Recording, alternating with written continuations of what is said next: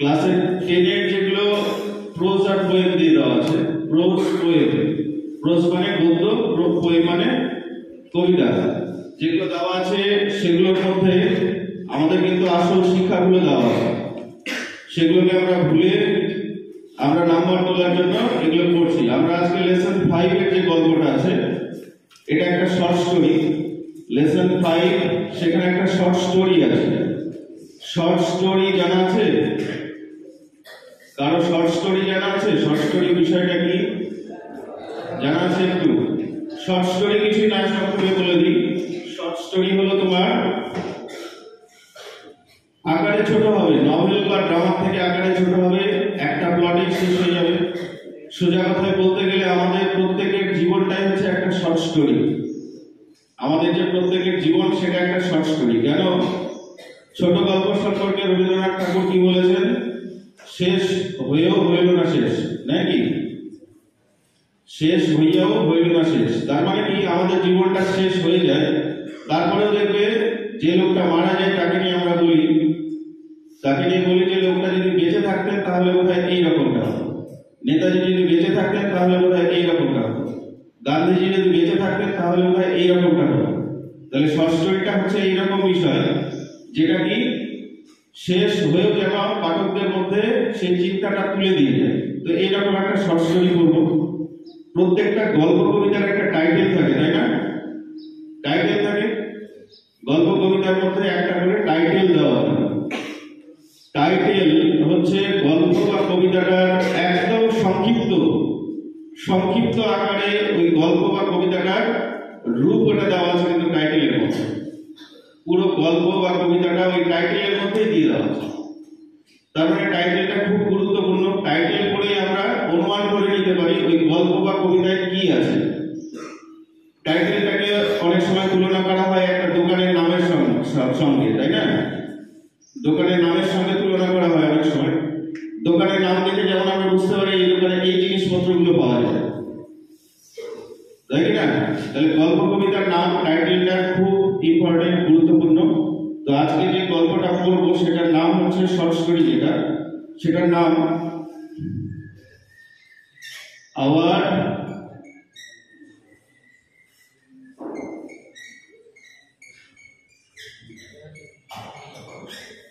Runaway kite. আচ্ছা, এখানে কিন্তু এখন রিডিং পড়া চলবে না। এই গল্পটা আসল কি উদ্দেশ্য নিয়ে লেখা সেটা সম্পর্কে আমরা কিন্তু জানবো, যেটা কোথাও ব্যাখ্যা করা হয় না। কোন নোট বইয়ে কোথাও খুব কম জায়গায় এরকম ব্যাখ্যা হয়তো দেওয়া হতে পারে। তো সেই উদ্দেশ্যটা আমরা আজকে দেখব। টাইটেলটা সম্পর্কে একটু জানা যাক। আওয়ারটা সবাই চিনতে পারছো? এটা একটা কি? এটা পজিটিভ, এটা একটা পজিটিভ অ্যাডজেক্টিভ। এখানে রান অ্যাওয়ে, এখানে হচ্ছে কাইট। এখানে কাইট মানে বোঝানো হচ্ছে ঘুড়ি। এটা একটা নাউন। এবারে রান অ্যাওয়ে যখন আমরা এখানে পড়ছি, দেখো একসঙ্গে লেখা আছে। এই রান অ্যাওয়ে এখানে অ্যাডজেক্টিভ হিসেবে কাজ করেছে। আমরা রান অ্যাওয়ে একটা ফ্রেজাল ভার্ব জানি। রান অ্যাওয়ে হচ্ছে একটা ফ্রেজাল ভার্ব, কিন্তু এখানে এটা ফ্রেজাল ভার্ব না, এখানে এটা অ্যাডজেক্টিভ হিসেবে ব্যবহার করা হচ্ছে। অ্যাডজেক্টিভ হিসেবে কি হচ্ছে, মানেটা করলে এরকম হয়, আওয়ার মানে আমাদের রান অ্যাওয়ে বলতে ছিঁড়ে যাওয়া, উড়ে যাওয়া, পালিয়ে যাওয়া। এখানে তো পালানোর কোনো ব্যাপার নেই। কোনো একটা ঘুড়ি, সেটা ছিঁড়ে গেছে, সেটা উড়ে গেছে, সেটা চলে গেছে। তাহলে আমাদের চলে যাওয়া বা উড়ে যাওয়া বা ছিঁড়ে যাওয়া ঘুড়ি। এখানে কাইট মানে ঘুড়ি, কাইট মানে চিল না, কিন্তু কাইটের দুটো মিনিং আছে। কাইট মানে চিল আর কাইট মানে হচ্ছে ঘুড়ি। তো এখানে হচ্ছে ঘুড়ি। এটা হলো পজিটিভ অ্যাডজেক্টিভ। পজিটিভ অ্যাডজেক্টিভের পরে অবশ্যই নাউন থাকবেই, তাই না? পজিটিভ অ্যাডজেক্টিভের পরে সবসময় নাউন থাকবেই। তো এইখানে কেমন ঘুড়ি? ছিঁড়ে যাওয়া, উড়ে যাওয়া বা পালিয়ে যাওয়া ঘুড়ি। তার মানে কেমন দিয়ে নাউনকে প্রশ্ন করলে আমরা কি পাই? অ্যাডজেক্টিভ পাই। তো এইখানে আওয়ার রানওয়ে কাইট মানে আমাদের উড়ে যাওয়া ঘুড়ি। তার মানে টাইটেলটা থেকে কি বুঝতে পারছি, ঘুড়ি একটা ভাইটাল রোল প্লে করবে এই শর্ট স্টোরিটার উপর, তাই না? যেহেতু টাইটেল দিয়ে সবকিছু বোঝা যায়। তো এর মধ্যে গল্পটা পড়ার আগে আমরা গল্পটার পারপাস সম্পর্কে আমরা একটু জানি। পারপাস মানে উদ্দেশ্য, অবজেক্টিভ। পারপাস মানে হচ্ছে অবজেক্টিভ, উদ্দেশ্য। তো অবজেক্টিভ এখানে কি দেখা যাচ্ছে, কি উদ্দেশ্য নিয়ে আমরা গল্পটা পড়ব, এই গল্পটা পড়ে আমাদের কি হবে সেটা তো আগে জানতে হবে। এটা যতক্ষণ না ক্লিয়ার হবে ততক্ষণ পর্যন্ত ইন্টারেস্ট আসবে না কোনো কাজে। যে কোনো কাজ করতে যাও তোমার আগে উদ্দেশ্যটা, আমি কোন উদ্দেশ্যে স্কুলে আসি ভুলে যাই, আমরা কোন উদ্দেশ্যে বিদ্যালয়ে আসি আমরা সেটা ভুলে যাই। তো আমরা আগে ভালো করে দেখবো যে কোন উদ্দেশ্য নিয়ে এই গল্পটা লেখা হয়েছে এবং এর মধ্যে থেকে আমরা কি কি পাচ্ছি। তো এই গল্পটা ঘুরে নিয়ে কারো কারো কেউ বলবে যে এটা কোন উদ্দেশ্য নিয়ে লেখা হতে পারে, কোন উদ্দেশ্য নিয়ে আমরা পড়ব, বলতে পারো কেউ, যদি যার যেটা ভাবনা চিন্তা। এটা গল্পের কথা বলছি, এটা কবিতা হতে পারে, এটা যে কোনো নাটক হতে পারে। তো কোন উদ্দেশ্য নিয়ে আমরা পড়ি কেউ বলতে পারবে? সবাই জানো, সবাই ওই উদ্দেশ্য নিয়েই চলছি আমরা। এক নম্বর যেটা উদ্দেশ্য, খুব বেশি সত্যি হলে সেটা আবার কিন্তু করা হয়ে যায়, বাস্তব সত্যি বললে সেটা করা হয়ে যায়। প্রথম যে উদ্দেশ্য নিয়ে আমরা পড়ি, এক নম্বর যেটা উদ্দেশ্য, কে নাম্বার তোলার উদ্দেশ্য করি কিনা? সবাই তো নাম্বার তোলার উদ্দেশ্যে করছি। তুমি যাই করছো এখন কিসের উদ্দেশ্য করছো? নাম্বার তোলার উদ্দেশ্যে করছো, আর বাদ বাকি ওটা ভুলে যাও। এক নাম্বার উদ্দেশ্য হচ্ছে কি, এটা আমাদের কাছে এখন ভাইটাল হয়ে গেছে, two get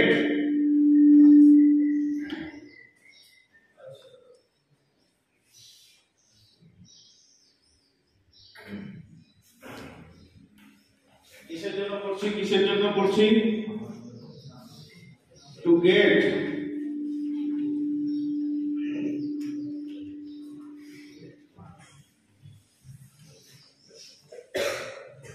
marks in the exam. যে পরীক্ষাগুলো হবে সেই পরীক্ষাগুলোতে আমাদের ভালো নাম্বার তুলতে হবে, এই উদ্দেশ্য নিয়েই করছি। এর বাইরে কেউ করছো কি? যদি করে থাকো বলো। এই যে এখানে এত পড়াশোনা করছি কিসের উদ্দেশ্য নিয়ে? নাম্বার তোলার জন্য, নাম্বার তুলতে হবে। এর বাইরে কোনো ভাবনা চিন্তা আছে কি? এর বাইরে যে নাম্বার বাদে আমি করছি, কেউ ভেবেছে কখনো? তাহলে আমরা to get good marks in the exam, পরীক্ষাতে ভালো নাম্বার তোলার জন্য আমরা এটাকে করছি, যাই করছি সব হচ্ছে আসল উদ্দেশ্য হয়ে গেছে এটা। কিন্তু এটা এখানে আসল উদ্দেশ্য না, এটার আসল উদ্দেশ্য আছে, এটার আসল একটা উদ্দেশ্য আছে, যে উদ্দেশ্যটা আজকে আমরা জানবো যে কি উদ্দেশ্য নিয়ে এটা পড়ছি। এটা কিন্তু আসল উদ্দেশ্য না যেটাতে আমরা মেতে আছি নাম্বার তোলার প্রতিযোগিতায়। আসল উদ্দেশ্য হলো, আসল উদ্দেশ্য জানতে গেলে গল্পটা একটু সংক্ষেপে বলে দিই। দেখো, গল্পটা হচ্ছে এক পরিবারের, যে পরিবারটা সেপারেট, বিচ্ছিন্ন হয়ে যায় এবং একটা ঘুড়ির সাহায্যে তারা আবার রিইউনাইটেড হয়ে যায়, মানে পুনরায় তাদের মিলন ঘটে একটা ঘুড়ির সাহায্যে।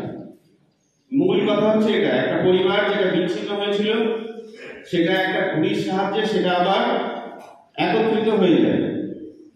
তো ঘুড়িটা একটা ভাইটাল রোল প্লে করছে জন্যই টাইটেলের মধ্যে কাইটটার উল্লেখ আছে। তো এখানে যেটা উদ্দেশ্য, আমাদের যেটা আসল শিক্ষাটা দেওয়া হচ্ছে সেটা কি? সেটা হলো টু রিয়ালাইজ। রিয়ালাইজ মানে বুঝতে পারা, তাই তো? অনুধাবন করতে পারা। তাহলে টু রিয়ালাইজ অথবা আন্ডারস্ট্যান্ড ওয়ার্ডটা সবাই জানে। To realise or understand, understand the value of, value মানে মূল্য, the value of relation, the value of relation, এটা হচ্ছে আসল উদ্দেশ্য এই গল্পটা পড়ার, যেটা আমরা সবাই ভুলে এটা হয়তো কোথাও আলোচনায় করা হয় না। যেটা আসল উদ্দেশ্য সেটা হয়তো কোথাও আলোচনায় করা হয় না। আমাদেরকে আসল উদ্দেশ্য হচ্ছে এটা, to realise or understand the value of relation, মানে সম্পর্কের যে মূল্য। আমাদের সবারই আত্মীয় স্বজন আছে না? আত্মীয় স্বজন আছে, তো সম্পর্কের যে মূল্য, আত্মীয় স্বজন, ভাই বোন, দাদা দিদি, পরিবার থেকে তো আমরা এসেছি, আমাদের সবাই আছে। তো রিলেশন, সম্পর্কের ভ্যালু আমরা দিই না, সম্পর্কের ভ্যালুটা ভুলে যাই। তো সেইটাকে অনুধাবন করার জন্য, সেইটাকে বোঝানোর জন্য আমরা কিন্তু এই গল্পটা পড়ছি। আসল উদ্দেশ্য এটা, আসল উদ্দেশ্য হচ্ছে এইটা। এইবারে দেখো এখানে দুটো উদ্দেশ্য পেলাম, একটা হচ্ছে নাম্বার বলা, আর একটা হচ্ছে রিলেশনের ভ্যালু জানা। তাহলে এবারে বলো, দুটো উদ্দেশ্যের মধ্যে কোন উদ্দেশ্যটা আমাদের নিতে হবে? কোন উদ্দেশ্যটা আমাদের নিতে হবে? হ্যাঁ, এখন সেকেন্ড যে পারপাসটা বললাম, উদ্দেশ্যটা বললাম, এখন মনে হবে যে হ্যাঁ সেকেন্ডটা নিয়ে চলতে হবে, সেকেন্ডটা নিয়ে চলতে হবে। তাহলে একটা নিয়ে যদি চলো তাহলে সেটা মূর্খের মতো কাজ হবে। আমি তো জেনে গেলাম দুটো উদ্দেশ্য, তাহলে আমাকে দুটোই উদ্দেশ্য ফুলফিল করতে হবে। নাম্বারও করতে হবে, আবার আমি ভ্যালুও জানবো। ভালো নাম্বার যদি মাধ্যমিকে না পাও কি হবে? ভালো স্কুলে চান্স পাওয়া যাবে? হ্যাঁ, তোমাকে একটা টাকা দেওয়া হবে, নোট, একদিকে ছাপানো আছে আর একদিকে ছাপানো নেই। টাকা তো ছাপানো হয় কি না? সামনের দিকে ছাপানো আছে, পিছনের দিকে ছাপানোটা নেই, চালাতে পারবে? ওটা কি টাকা হলো? তো আমরা তো এখানে দুটো উদ্দেশ্য পাচ্ছি, আমাদের দুটোই প্রয়োজন। আমাদের ভালো নাম্বারও প্রয়োজন, আমাদের এই ভ্যালুটা জানাও প্রয়োজন। তাহলে আমরা দুটো উদ্দেশ্য নিয়ে পড়বো গল্পটাকে, তাই না?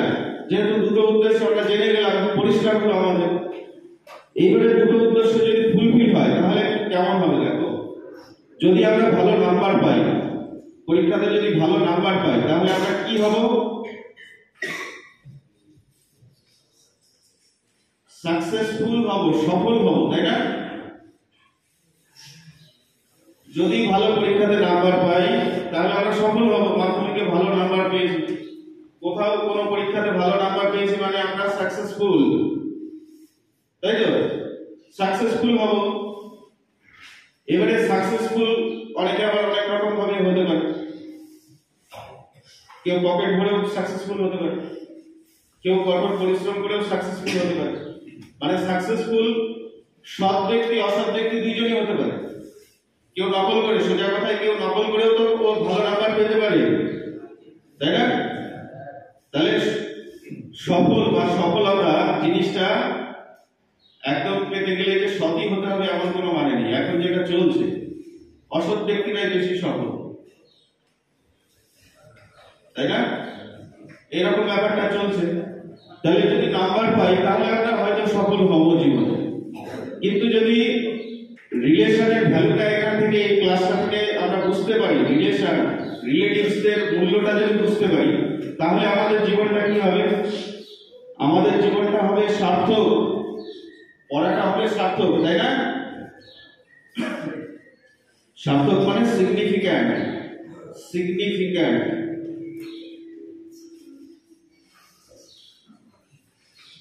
সিগনিফিক্যান্ট মানে হচ্ছে কি হবে? সার্থক হবে, পড়াটা আমাদের সার্থক হলো। সফল ব্যক্তির জীবন যে সার্থক হবে এমন কোনো কথা নেই। সফল ব্যক্তির জীবন সার্থক নাও হতে পারে। যদি আমরা আসল উদ্দেশ্যটাকে জানি তাহলে আমাদের জীবনটা কিন্তু সার্থক হবে। যদি নাম্বার পাই সফল হব, তাই তো? তো দুটোকেই যদি যারা পাবে, যারা একটা পাবে তাদের ক্ষেত্রে কেমন হবে দেখো একটু। এখানে এই রানাওয়ে মানে হচ্ছে পালিয়ে যাওয়া, তাই না? ফ্রি মানে পালিয়ে যাওয়া, এটা একটা ফ্রেজাল ভার্ব প্রথম থেকে ছিল। ফ্রি মানে হচ্ছে পালিয়ে যাওয়া, এটা একটা ফ্রেজাল ভার্ব। এবারে পারপাস বা উদ্দেশ্যটা এটা একটু মুছে দিচ্ছি। এখানে দেখো আসল উদ্দেশ্য শিক্ষা, ব্যাপারটা বুঝবে। এখানে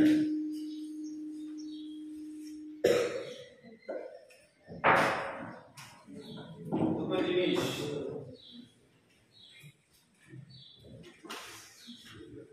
এবারে দেখো শিক্ষা যে বলি না, বারবার শিক্ষা শিক্ষা শিক্ষা, শিক্ষাটা কি দেখো কেমন মনে হচ্ছে এখানে। যদি চলে আসে, যদি এখানে যদি দেখতে পাও কি হচ্ছে এখানে, যদি আমরা সফলতা পাই,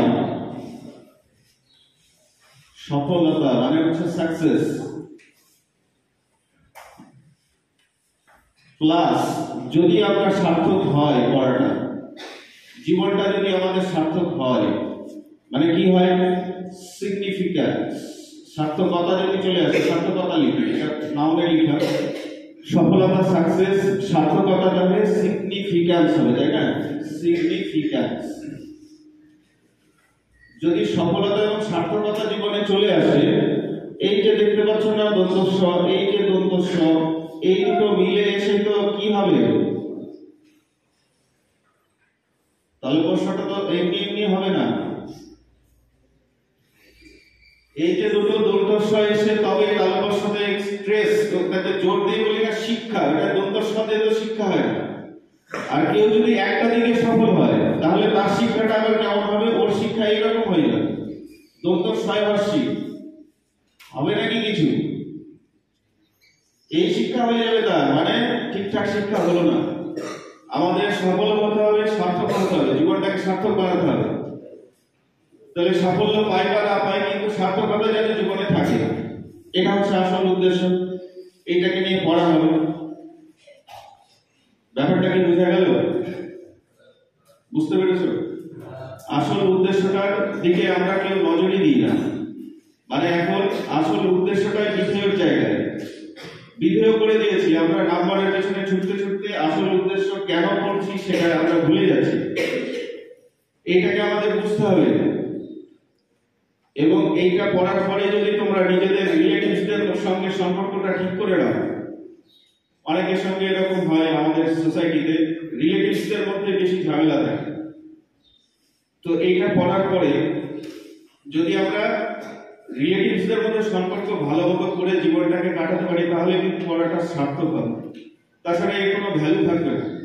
এটা পড়েও এই যে বছরের পর বছর মাধ্যমিক দিয়ে সবাই চলে যাচ্ছে, এত জায়গা থেকে এত ক্যান্ডিডেট বেরিয়ে যাচ্ছে, সবাই তো সমাজটাকে তো তারাই তৈরি করছে কিনা।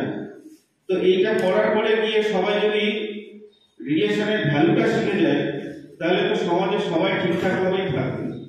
তো এটা সার্থকতা সেদিনই হবে যেদিন তুমি নিজের জীবনে এটাকে অ্যাপ্লাই করতে পারবে। তো এই পর্যন্ত বোঝা গেছে। তাহলে আমাদের দুটোই করতে হবে, নাম্বারও তুলতে হবে, আসল উদ্দেশ্যে আমাদের জীবনটাকে পড়ে সেটাকে সার্থক বানাতে হবে। যার কারণ দুটো উদ্দেশ্য তো আমরা এখন জেনে গেলাম। আমাদের এতদিন অজানা ছিল বিষয়টা, তাহলে অজানা ছিল, জেনে গেলাম, তাহলে দুটোর পিছনে আমাদের চলতে হবে। কারণ আমাদের ভালো ভালো জায়গায় চান্স পেতে গেলে আবার নম্বরের দরকার হয়, তাই না, নম্বরের প্রয়োজন হয়। ঠিক আছে, এটা মুছে দিলাম। ঠিক আছে, গল্পের নামটা আমি একটু মুছে দিচ্ছি, হ্যাঁ, বোর্ডটা একটু পরিষ্কার করে নিই।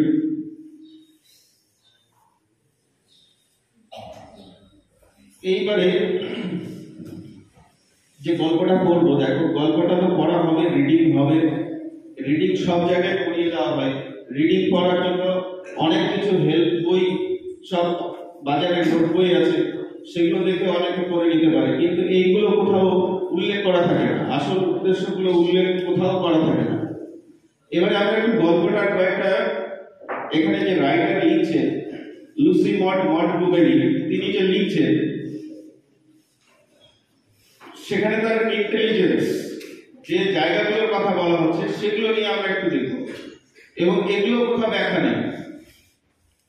তিনি যে নামটা দিচ্ছেন, নামগুলোর মধ্যে কি ওইখানে ঢুকে আছে তাৎপর্য, সেগুলোর ব্যাখ্যা কোথাও দেওয়া নেই, কোনো বই দেওয়া নেই।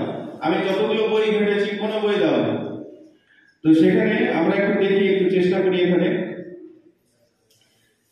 একটা পরিবারের কথা বললাম না, একটা পরিবারকে নিয়ে যে বিচ্ছিন্ন, এখানে যে ওই পরিবারটা একটা দ্বীপে বাস করে। দ্বীপ বোঝো তো? দ্বীপ বোঝো? দ্বীপ মানে কি? প্রাকৃতিক ভাবে সৃষ্ট যে ভূভাগের কি থাকে, চারিদিকে জল থাকে, মাঝখানে স্থল, তাই না? ধরে নাও এরকম কোন একটা দ্বীপের ইংরেজি কি জানো? আইল্যান্ড। দ্বীপের ইংরেজি হচ্ছে আইল্যান্ড। বানানটা হবে ইসল্যান্ড। মাথায় যখন বানান লিখবো তখন মনে মনে ভাববো যে ইসল্যান্ড, তবে বানানটা ঠিক হবে। তাহলে আইল্যান্ড মানে হচ্ছে দ্বীপ। আইল্যান্ড মানে দ্বীপ। এই দ্বীপে হচ্ছে ওই পরিবারটা থাকে। হ্যাঁ, এই দ্বীপে একটা দ্বীপে পরিবারটা থাকে। আর চারিদিকে শুধু জল আর জল, মানে চারিদিকে হচ্ছে জল আছে, এগুলোর মধ্যে জল আছে। এখানে কেন দিয়েছে সেটা বলে দিচ্ছি। দ্বীপ, এখানে দ্বীপ মানে আইল্যান্ডে কেন বাস করছে পরিবারটা, রাইটার কেন এটা বলেছে যে তাদের বাসস্থান হচ্ছে একটা আইল্যান্ডের মধ্যে। দ্বীপটা কি মূল ভূখণ্ড থেকে বিচ্ছিন্ন কিনা? মূল ভূখণ্ড যেটা, সেখান থেকে বিচ্ছিন্ন। আমাদের সোসাইটিতে দেখবে যাদের রিলেটিভস নেই, এরকম কেউ আছে নাকি? একদমই কেউ নেই, রিলেটিভস নেই, শুধু বাবা মা আছে আর কেউ নেই। কেউ আছে? সবারই রিলেটিভস আছে, আমাদের কেউ না কেউ আছে। তো যাদের একদমই নেই, আমাদের আছে জন্য আমরা ভ্যালু দিই না। এটাই তো মানুষের চরিত্র, যেটা থাকে সেটার ভ্যালু দেয় না। তো যেটা থাকে না, যখন থাকে না তখন তার মূল্যটা আমরা বুঝতে পারি, তখন তার মূল্যটা বুঝতে পারি। তো যাদের রিলেটিভস নেই তারা সোসাইটিতে যেন একটা দ্বীপের মধ্যে, তারা যেন একটা বিচ্ছিন্ন জীবন যাপন করে। রিলেটিভস কেউ নেই, মানে আইল্যান্ডই কেন বলা হচ্ছে? কারণ হচ্ছে আইল্যান্ড হচ্ছে বিচ্ছিন্ন, আইসোলেটেড মানে বিচ্ছিন্ন। এবং যাদের রিলেটিভস নেই তারা যেন মনে হয় সোসাইটির মধ্যে বিচ্ছিন্নভাবে, একটা সেপারেট ভাবে তারা যেন একটা জীবন যাপন করে। সেই জন্য আইল্যান্ড হিসাবে এখানে মানে জায়গাটা, তাদের বাসস্থানটা আইল্যান্ড হিসাবে দেখানো হয়েছে। বোঝা গেল? এটা আইল্যান্ড হিসাবেই দেখানো হয়েছে এই জন্য। এবারে আইল্যান্ডের এখানে আবার আইল্যান্ডের একটা নামও দেওয়া আছে, সেটাও আবার খুব ভেবেচিন্তে নাম দিয়েছেন। এখানে অথর খুব ভেবেচিন্তে সেটা নাম দিয়েছেন। এই আইল্যান্ডের তিনি আবার নাম দিয়েছেন কি? আইল্যান্ডের নাম দিয়েছেন বিগ হাফ মুন। বিগ আবার half, HLF, big half moon, big half moon. এই হাফ কথাটা খুবই ভাইটাল এখানে।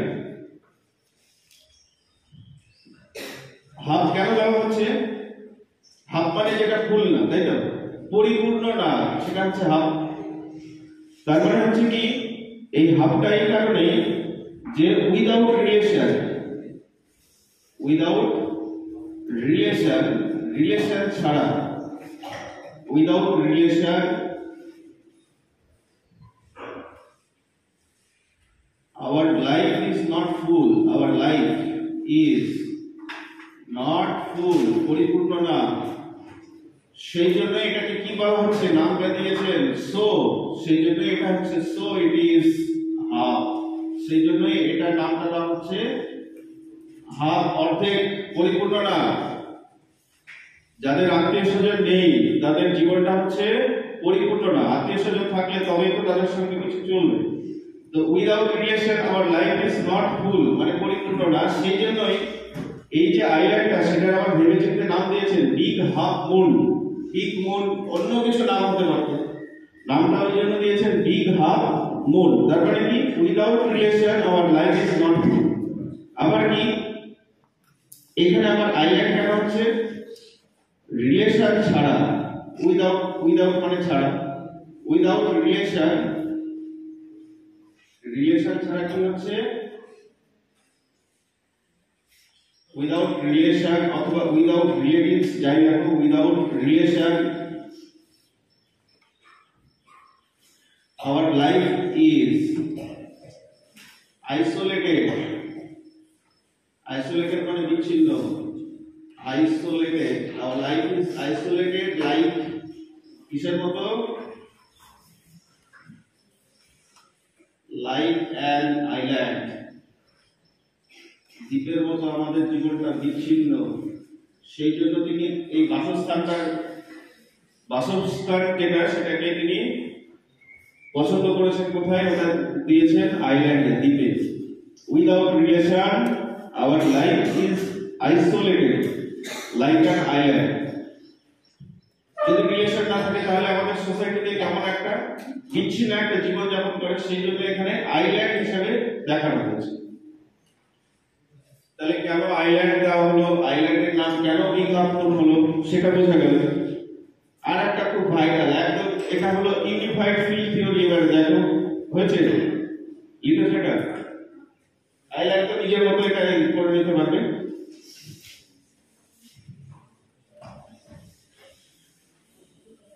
এবারে দেখো এখানে ঘুড়িটাকে বেছে নেওয়া হয়েছে, এখানে তো অন্য কিছু হতে পারতো, ঘুড়ির জায়গায় তো অন্য কিছু হতে পারতো, অন্য কিছু, অন্য কোনো একটা বস্তু যেটা তারা তারা কি হয়েছিল একত্রিত হতে পেরেছিল, এরকমও হতে পারতো। হয়েছে এখানে একটু ইয়ে করেছি।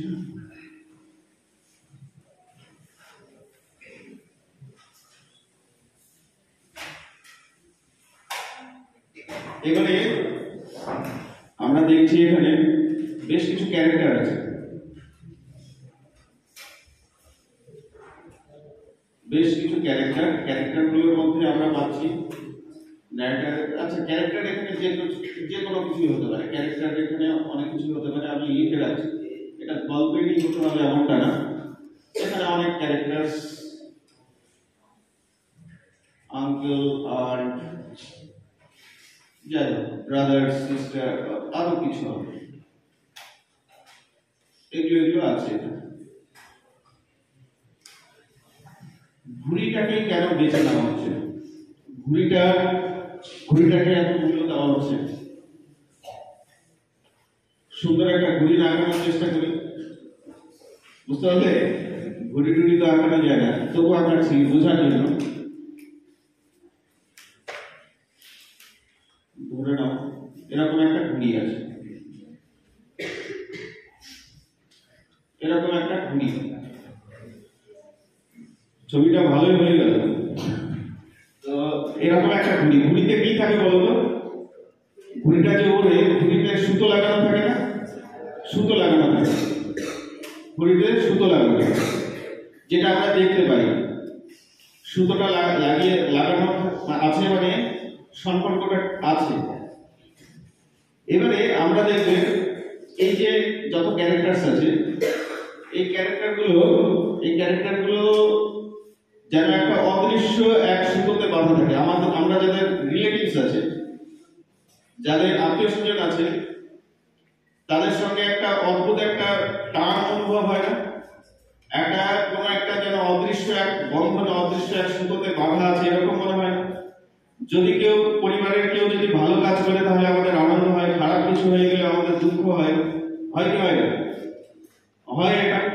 তার মানে আমাদের এই পরিবার, এই রিলেশন, এদের মধ্যেও কি আছে? একটা অদৃশ্য সুতোর একটা বন্ধন আছে, যে সুতোটা হচ্ছে কি এই যে ঘুড়ির সুতোটাকে দিয়ে দেখানোর চেষ্টা করা হচ্ছে। ঘুড়িতে সুতোটা যেটা আছে, সেই সুতোটা দিয়ে আমাদের মধ্যে যে বন্ধনটা আছে সেইটাকে বোঝানোর চেষ্টা করা হচ্ছে। এবারে সুতোটা এটা ছিঁড়ে যায়, ছিঁড়ে যাওয়ার ফলে ঘুড়িটা উড়ে চলে যায়।